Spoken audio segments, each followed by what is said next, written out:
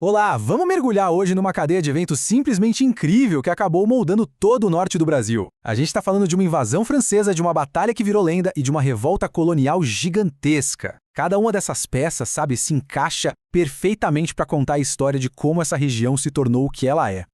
Então, a pergunta é, como é que uma crise de poder lá na Europa, uma batalha que estava praticamente perdida, e de quebra a ganância de uma empresa, como tudo isso se conecta? É exatamente isso que a gente vai desvendar agora, explorando como a história e a lenda foram se entrelaçando para definir o destino do norte brasileiro. E para entender essa rebelião que aconteceu aqui no Brasil, a nossa história, por mais curioso que pareça, não começa aqui. Começa lá na Europa. Tudo se inicia com uma crise de sucessão que bagunçou o equilíbrio de poder e, sem que ninguém imaginasse, deixou as colônias portuguesas totalmente vulneráveis. Bom, tudo começou quando o trono de Portugal ficou vago. O rei, Dom Sebastião, morreu sem deixar nenhum herdeiro direto. Nisso, o rei da Espanha, Filipe II, que era parente da família real portuguesa, viu ali a sua chance e, óbvio, reivindicou a coroa. E com isso, os dois grandes impérios da época se uniram sobre um único governo. E essa união, claro, teve uma consequência imediata e, olha, devastadora para o Brasil. Aquela famosa linha imaginária de Tordesilhas, que por tanto tempo protegeu o território, simplesmente perdeu o sentido. Com Portugal e Espanha juntos, a antiga divisão não valia mais nada. De uma hora para outra, o Brasil estava de portas abertas para os inimigos da Espanha, como a França, que agora viam o território como um alvo legítimo. E os franceses, espertos que eram, não perderam tempo. Eles viram na União Ibérica a oportunidade de ouro para finalmente estabelecer sua própria colônia na América do Sul, a chamada França Equinocial. Isso, claro, nos leva direto para um confronto que foi absolutamente decisivo. Mas a Batalha de Guaxanduba não foi só uma briga entre europeus, muito pelo contrário. Na verdade, ela se aproveitou de rivalidades que já existiam por aqui há muito tempo. As forças luso-brasileiras, comandadas por Jerônimo de Albuquerque, se aliaram aos indígenas tabajaras. Do outro lado, os invasores franceses se juntaram aos tupinambás, que, por acaso, eram os inimigos históricos dos tabajaras. Pois é, essa frase aqui resume perfeitamente a lógica por trás dessas alianças. As brigas que já existiam entre os povos indígenas foram totalmente aproveitadas pelos europeus. Para os tabajaras, se juntar aos portugueses era o jeito de lutar contra seus velhos rivais os tupinambás, que por sua vez se aliaram aos franceses pela mesma razão. E a situação para as forças de Albuquerque era, para dizer o mínimo, desesperadora. A desvantagem numérica era brutal, algo em torno de 30-1. Pensa só.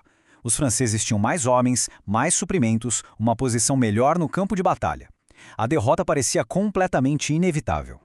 É exatamente nesse ponto, com a derrota praticamente certa, que a história começa a se misturar com um mito. Conta a lenda local que, no auge do desespero, uma figura feminina, brilhante, surgiu no meio das tropas. Ela não só deu ânimo aos soldados e curou os feridos, como fez o que parecia impossível, transformou areia em pólvora, garantindo a munição que selaria uma vitória que, sinceramente, ninguém mais acreditava ser possível. Certo. Com os franceses finalmente expulsos, surgiu uma nova questão. E era uma questão bem grande. Como administrar e proteger esse território imenso de futuras ameaças? A vitória militar precisava agora de uma solução política à altura.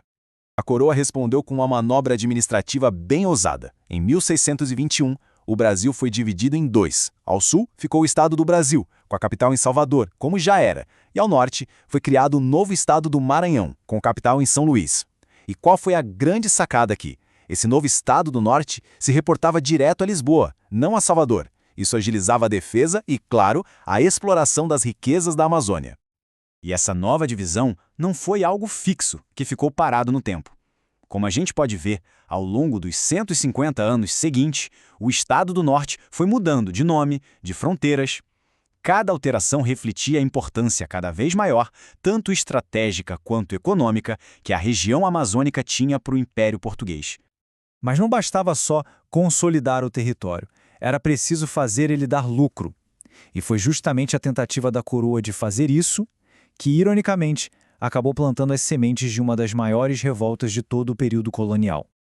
Olha só o que aconteceu. Em 1682, para tentar dar um gás na economia local, a coroa criou a Companhia de Comércio do Maranhão. Essa companhia ganhou o monopólio total. Ela controlava o preço de absolutamente tudo que era vendido e comprado e era a única que podia, legalmente, dar crédito e trazer mão de obra escravizada da África.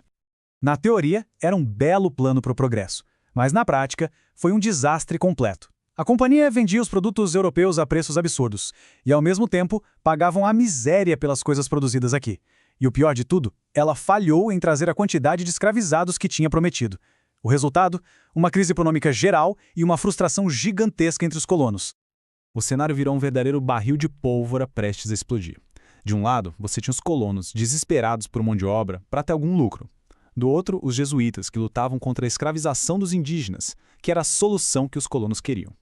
E no meio disso tudo, a companhia, completamente incapaz de agradar qualquer um dos lados.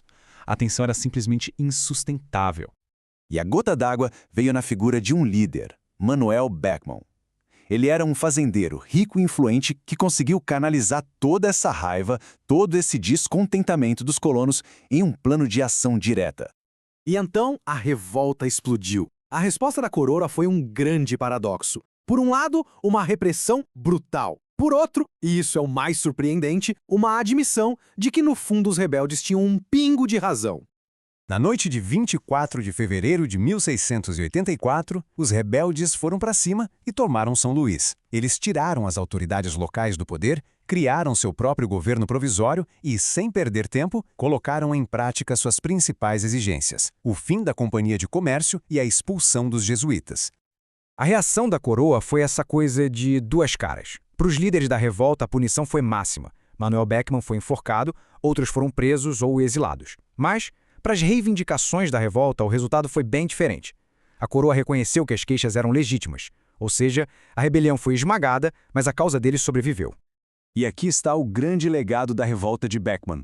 Apenas um ano depois, em 1685, a coroa simplesmente acabou com a odiada Companhia de Comércio. Foi, sem dúvida, uma derrota militar para os rebeldes, mas uma imensa vitória política e econômica para a causa que eles defendiam. Quando a gente olha para trás, o efeito dominó fica claríssimo. A União Ibérica abriu a porta para a invasão francesa. A vitória em Guaxanduba levou à criação de um novo Estado. E as políticas econômicas desse Estado levaram à revolta de Beckmann. Cada passo foi uma consequência direta do que veio antes. E o mais interessante é que a revolta de Beckmann nunca pediu independência. Eles só queriam o fim de um monopólio que consideravam injusto. Isso nos deixa com uma pergunta fundamental, que ecoa pela história. Quando é que uma luta por um interesse local acaba se transformando em uma rebelião contra um império inteiro? É uma questão para se pensar.